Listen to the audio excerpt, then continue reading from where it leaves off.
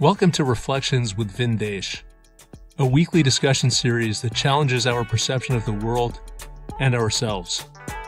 Learn more at thedispassionateobserver.com.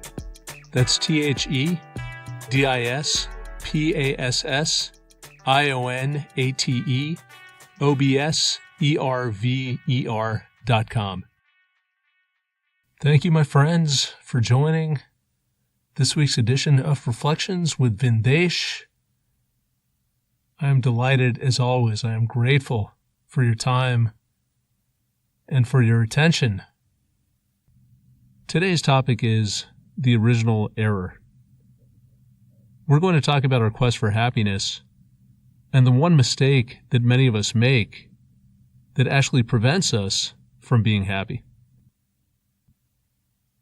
Why does life feel so hard?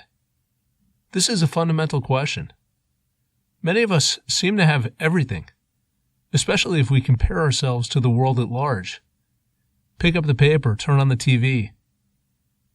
You might see stories of people struggling in poverty, people dying in wars, people losing their loved ones, people with horrific diseases, and yes, tragedy strikes occasionally. But most of the time, the suffering that we feel, the challenges that we face, have nothing to do with these horrific conditions. They have to do with the mundane, the fact that life doesn't measure up to our expectations, the fact that we're holding grudges, that we're not getting the respect that we deserve, that we beat ourselves up, we feel bad about ourselves because we're simply not enough. Where does this come from? This feeling that, my God, life is so hard, and how can we turn this around? Maybe we have been flipped upside down. Maybe we're approaching life in exactly the wrong way. And even though we think that our strategy is moving us towards happiness, the harder we try, the worse that we feel. We're actually moving in the wrong direction. And this is a fundamental mistake that many of us make. Let's refer to this as the original error, the original cause of much of our pain. So let's first talk about how we approach life. We've talked about identity. We've talked about a separate sense of self. I'm VinDesh. I've got a body. I have certain desires, certain needs, and that's how I perceive myself.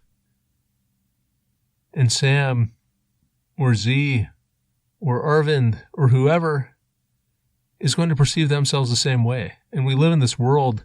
We move through this world as separate beings, and naturally we feel that our purpose is to take care of this separate sense of self. And if this self is an individual identity, it's an ego, it's a set of desires, we dedicate our life to satisfying that ego, to fulfilling our desires. So we want to feel important. We want to feel respected. We want to feel liked and loved. We want to feel that our lives have meaning. We seek adventure. We seek entertainment. Some of us chase money. We chase homes and cars because we want this self to be well cared for. We want this self to have a lot of nice things, to wear nice clothes, to look good, to be important. And we spend all of our life, all of our time and our energy working towards this goal. And yes, it manifests in many different ways. So for some of us, we want to have impact. We want to change the world. And yes, that is admirable. But ultimately, we want to feel like we're important. We're satisfying our ego. Others want to be successful. Maybe successful in business, make a lot of money. Others might like material possessions. Others might want to feel that they fit in. They might want to be loved. And no, there is nothing wrong with any of these things, but when they take over, when they become our purpose, that is where we go wrong. That is where we confuse black and white. We confuse up and down, and we do the opposite of what we need to do to feel happy and to feel whole. our ego and our desires exist for a very simple reason. They exist to keep us alive. We know that we are separate, that we have a separate body, that we need to feed that body, that we need to make sure it's comfortable and safe and secure. It needs some basic relationships. It needs some resources. And that's what our ego and our desires exist for, to make sure that we provide and we sustain the life, the vessel of our life, so we can continue through this life. We can express ourselves, we can communicate with others, and ultimately we can reproduce, we can continue the species. But once we take care of those basic needs, the ego's job is done. The job of our desires is over. We don't have to pay attention anymore. In fact, we are now free to do other things, things that add texture and meaning to our lives. We are free to create. We are free to move, to dance, to sing, to breathe, to enjoy a few quiet moments of solitude, to appreciate the sun shining down on our face, to tell ourselves, to tell that primal beast that it can relax. We've got this.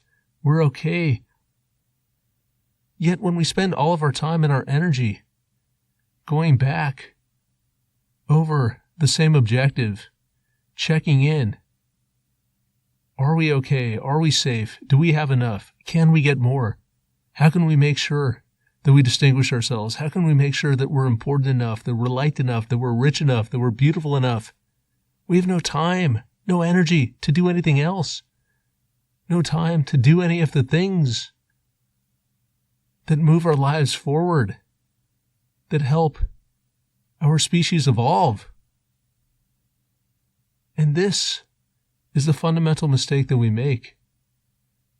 We try to fulfill a purpose that's already done. It's already dead and buried. The ego and the desires exist to serve us, yet we think we exist to serve them. And therefore, we spend our lives on something that doesn't matter, and we throw away all of the precious moments where we can experience and enjoy life unfolding in front of our eyes, where we can be present. And this original error leads to all sorts of pathology. It leads to the constant focus on more. It leads to the constant sense that we are never enough, that we are not safe. It causes anxiety. It triggers hormones that compromise our immune system, that lead to heart disease, to diabetes. It ruins our physical and emotional health. Let's go back to the source. Let's fix this mistake. Let's spend as little time and energy as possible taking care of our basic needs. Make sure the house is in order, and then leave it alone, and then go and explore and take advantage of these precious moments, this precious time. Don't throw it away trying to solve a problem that doesn't exist.